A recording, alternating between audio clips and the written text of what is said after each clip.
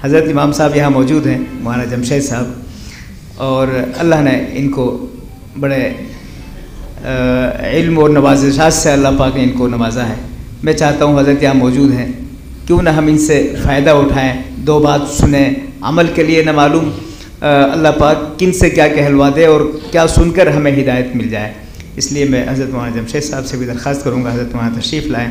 आप हमारे इस मस्जिद के इमाम भी हैं और हमारे इस मदरसे के मुदर्रिस भी हैं। अल्लाह ने आपको बहुत सी खूबियाँ अता फरमाई हैं। मौलाना जमशेद साहब।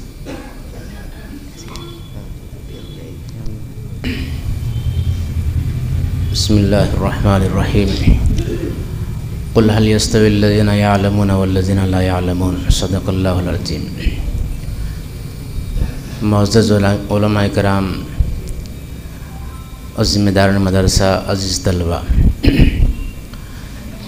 आप हज़रात यहाँ इल्म की निस्बत पर, मदरसे की निस्बत पर जमा हुए हैं। निस्बत बहुत ऊँची चीज़ होती है और निस्बत से इंसान का मकाम बड़ा बुलंद हो जाता है। थोड़ी सी मिसाल से समझा दो आपको। इंसान की बात छोड़िए, जो गैर जानदार है, जब वो किसी निस्बत से, किसी चीज़ से जुड़ जाता है तो उसका भी मकाम ऊँचा हो जाता है। जैसे गत्ते हैं, गत्ता जो जानते हैं आप लोग खूब जानते हैं, वो फैक्ट्री में तैयार होता है और उस गत्ते को आप दो हिस्से करें, एक हिस्सा किसी कापी, किसी इंग्लिश किताब में लगा दें और एक गत्ते का हिस्सा कुरान अज़ीम के उसमें से उसे मुंसलिक कर दें, जोड़ दें, तो अब वही गत्ता एक ही फैक्ट्री में तैयार हुआ और कारीगर भी एक ही हैं, लेकिन जगह बदल जाने के बाद इंग्लिश किताब को बगैर वज़ू के आप छू लें, कोई दिक्कत नहीं है। लेकिन उलमा फरमाते हैं कि वो गत्ता जब कुरान पाक से जुड़ गया तो बगैर वज़ू के आप उसको छू नहीं सकते। क्या वजह हुई कि एक ही चीज़ है लेकिन हुक्म बदल गया। तो निस्बत से इंसान का बड़ा ऊंचा मकाम होता है। बहुत खुशनसीब हैं आप हज़रात, सभी हज़रात मदरसे के ज़िम्मेदार और तलबा अज़ीज़ जिनकी निस्बत पर आज हम यहाँ जमा हुए हैं।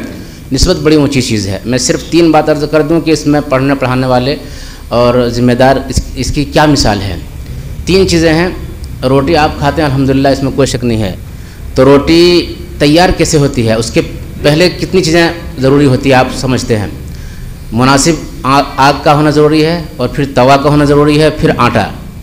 3 चीज़ का होना। अब इसकी मिसाल समझिए।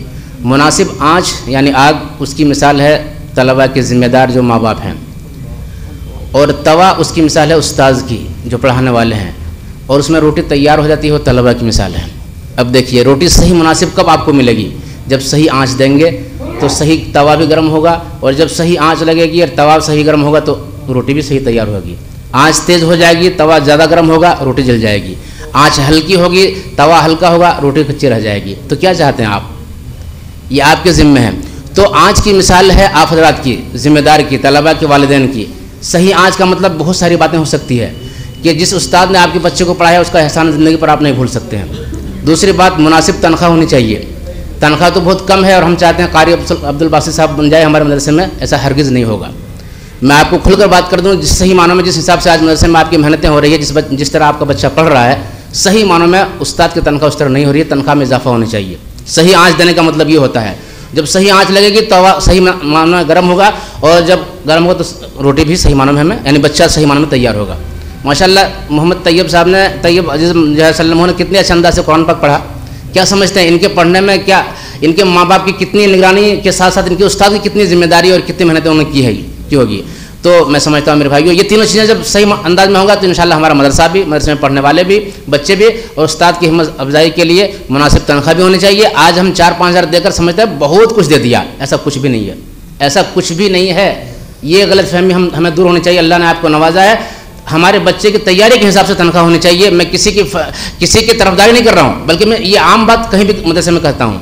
अभी मुफ्ती खलील साहब ने अल्हम्दुलिल्लाह एक प्रोग्राम किया कुतुबपुर में, वहाँ भी जाना हुआ, तो वहाँ भी यही बात आई है कि ज़िम्मेदार आ गए थे अतराफ़ के, तो तनख्वाह भी वहाँ बड़ी मुश्किल से 8,000-10,000, बताइए पूरे 24 घंटा दे रहा, तनख्वाह था 8,000। इसीलिए मेरे भाइयों मैं आपसे ख़ास तौर पर करूँ कि आँच सही लगाइए। आप आँच सही लगाइए। सही आँच आएगी तो तवा भी सही रहेंगे, रोटी भी सही मिलेगी। आँच सही नहीं होगा तो फिर मैं समझता हूँ कि कोई ख़ास बात नहीं होगी, फिर वही ठीक है चल रही है ये। तो अल्लाह ताला हम सबको समझने की तौफ़ीक़ फरमाए। अल्हम्दुलिल्लाह आप लोग बड़े साहिब निस्बत हैं, आपके बच्चे ने कुरान पाक पूरा किया है, वो बड़ी जो है बानसीब हैं, उनके वालिदैन, उनके ज़िम्मेदार, इन तीनों बच्चों ने कुरान पाक ख़ास तौर पर जो है पूरा किया। अल्हम्दुलिल्लाह बड़ी अहम दौलत है। क्या समझते हैं इनके जितने भी ख़ानदान रिश्तेदार बगैर नाम लिए उनके रुको जो इंतकाल हो गए होंगे, बगैर नाम लिए उनके रुको आज सवाब पहुँच रहा होगा। हाँ, इसलिए सवाब पहुंचाने के लिए उनका नाम लेना ज़रूरी नहीं है, बल्कि अपनी औलाद को नेक बनाइए, कुरान हाफिज़ कुरान बनाइए या नाज़रा पढ़ने वाले हों, जब जब भी वो कुरान की तिलावत करेंगे बगैर नाम लिए उनके रिश्तेदारों को सवाब मिलता रहेगा। बहुत बड़ी दौलत है। अल्लाह ताला हम सबको समझने की तौफीक अता फरमाए।